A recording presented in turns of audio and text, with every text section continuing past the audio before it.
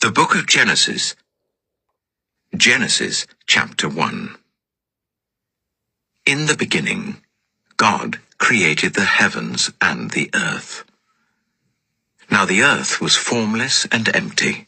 Darkness was over the surface of the deep, and the Spirit of God was hovering over the waters. And God said, "Let there be light." And there was light. God saw that the light was good, and he separated the light from the darkness. God called the light day, and the darkness he called night. And there was evening and there was morning, the first day. And God said, "Let there be a vault between the waters to separate water from water." So God made the vault and separated the water under the vault from the water above it. And it was so. God called the vault sky, and there was evening and there was morning, the second day. And God said, "Let the water under the sky be gathered to one place, and let dry ground appear." And it was so. God called the dry ground land, and the gathered waters he called seas. And God saw that it was good.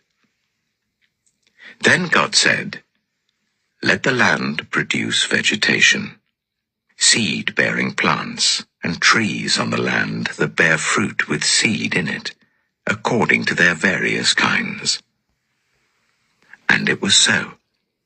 The land produced vegetation, plants bearing seed according to their kinds, and trees bearing fruit with seed in it according to their kinds. And God saw that it was good. And there was evening and there was morning, the third day. And God said, "Let there be lights in the vault of the sky, to separate the day from the night, and let them serve as signs to mark sacred times and days and years. And let them be lights in the vault of the sky to give light on the earth." And it was so. God made two great lights, the greater light to govern the day, and the lesser light to govern the night. He also made the stars. God set them in the vault of the sky to give light on the earth, to govern the day and the night, and to separate light from darkness. And God saw that it was good. And there was evening, and there was morning, the fourth day. And God said, "Let the water teem with living creatures, and let birds fly above the earth, across the vault of the sky." So God created the great creatures of the sea, and every living thing with which the water teems, and that moves about in it, according to their kinds, and every winged bird according to its kind. And God saw that it was good. God blessed them and said, "Be fruitful, and increase in number, and fill the water in the seas, and let the birds increase on the earth." And there was evening, and there was morning, the fifth day.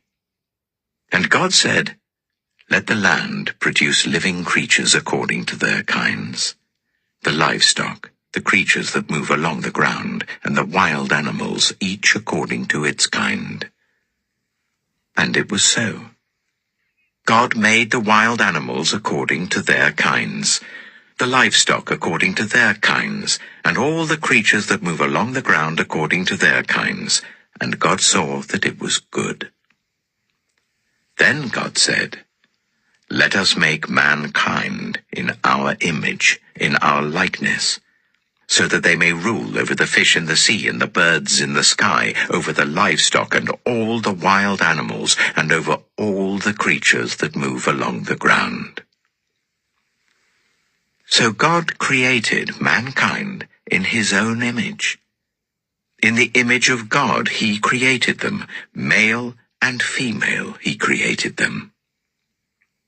God blessed them and said to them, "Be fruitful and increase in number. Fill the earth and subdue it.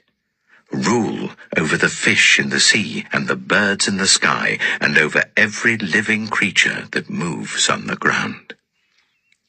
Then God said, I give you every seed-bearing plant on the face of the whole earth, and every tree that has fruit with seed in it. They will be yours for food, and to all the beasts of the earth and all the birds in the sky and all the creatures that move along the ground, everything that has the breath of life in it, I give every green plant for food. And it was so. God saw all that he had made, and it was very good. And there was evening and there was morning, the sixth day.